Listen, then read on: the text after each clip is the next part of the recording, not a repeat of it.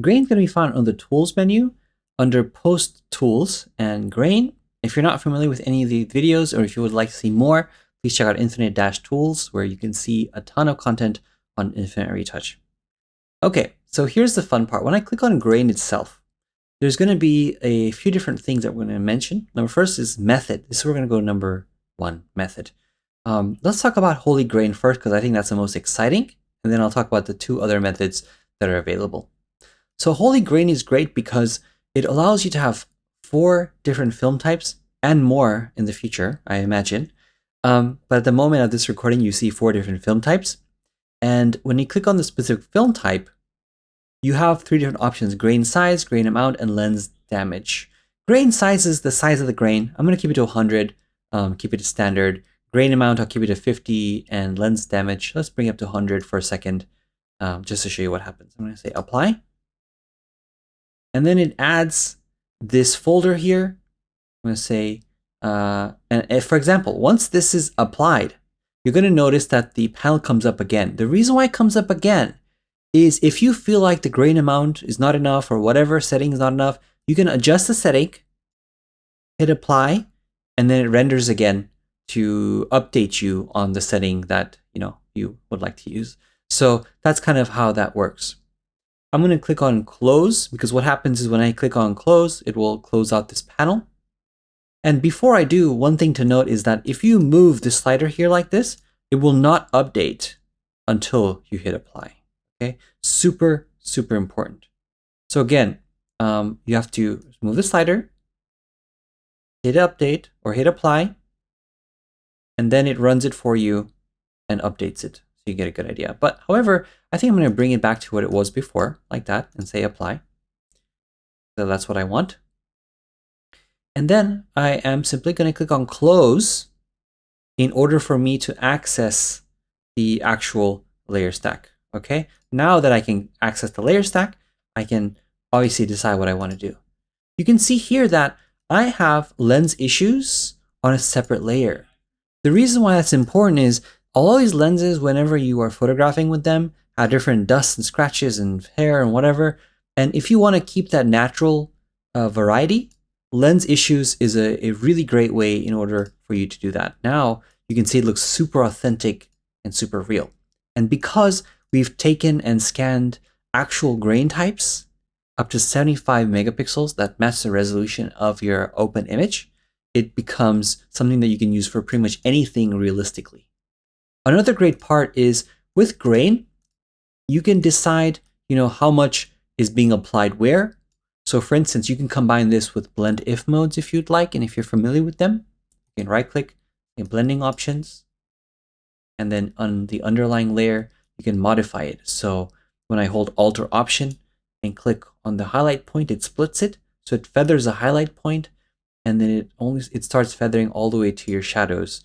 So in case you prefer it to have it where it's minimal in the highlights to non-existent and it gets intense into the shadows, blend if modes are a good way to pair it with. Okay, but that's a side topic. Obviously, it's not a blend if tutorial, but just give you an example of what you can do with it. Okay, again, we have 4 different film types. You can obviously bring the lens damage to 0 if you don't want any lens damage, and increase the intensity and say apply. And then what happens is it doesn't have, a ton of lens issues, but it has the grain as you'd expect. So it's set to linear light, so it blends a lot of color noise as well. It's kind of interesting. You could even do soft light if you would like to do that, but it's not, showing as much. That's why linear light overlay. And you can use different blend modes as well to see, kind of the impact it has. But linear light is a standard that we use to apply the grain very realistically. And oh, actually, that's super beautiful. That's my friend Arbany who allowed me to shoot with her, which is fantastic. And I'm so glad we caught this image because grain really does impact the way this looks. Okay, so that's holy grain. It's good to play with and see how it works. Again, grain size 100 is the smallest. You can go really, really high as well and change the grain type. But I wouldn't necessarily start out with that. I would start out much lower. As you can see, the grain type does get much, much bigger for the granules. And again, it all depends on what you're trying to go for. but it gives you full options. Because even if you have 4, because we have these 3 sliders, it makes a ton of different variables. So you also have preset names. So maybe you like this and you want to call this like, I don't know, big grain. And I'm going to say save. It comes as a preset here. And the reason why that's important is if I close this out and if I click on, grain again, and I'm trying to add a specific, amount, you don't have to move the sliders every single time you're trying to apply it. Okay. The next thing here we have is instead of holy grain, we have digital grain and digital noise. And that's very straightforward. What digital noise is the noise filter in Photoshop. And you just have to put your amount that you use. For me, I use 12 a lot. So let me go ahead and let's actually go ahead and delete this entire folder for a second. Click on grain again, and I'm going to go back to digital noise. And I'll click on 12 again, like this, and 12 or so, and say apply. And the reason I use this as well is, for me, if you're familiar with my workflow and retouching workflow, I use this to block out any detail past like 100 and something %. Because what happens is if I zoom in too far, sometimes I get overwhelmed with detail. And this basically allows me to kind of, add noise to these areas. So I'm not over focusing on these blemishes that might not even be seen at 100% or zoomed out, right? So if you've known my workflow, that's why I use that a lot. Under grain itself, you can save it as well as a preset. So if I click on digital noise and say 12, you can rename it to any preset that you want, like that. And then you hit save. And then under the preset name, you can see now I have a few of them. Okay, so that's kind of how I'd use that. So that's digital noise. Digital grain is the blur gallery in Photoshop. So when I click on apply really quickly, in the blur gallery itself, when I click on close, you'll see it here. It says blur gallery. So when I click on that, this is the other way that you can add grain through Photoshop itself. So it gives you 3 different options.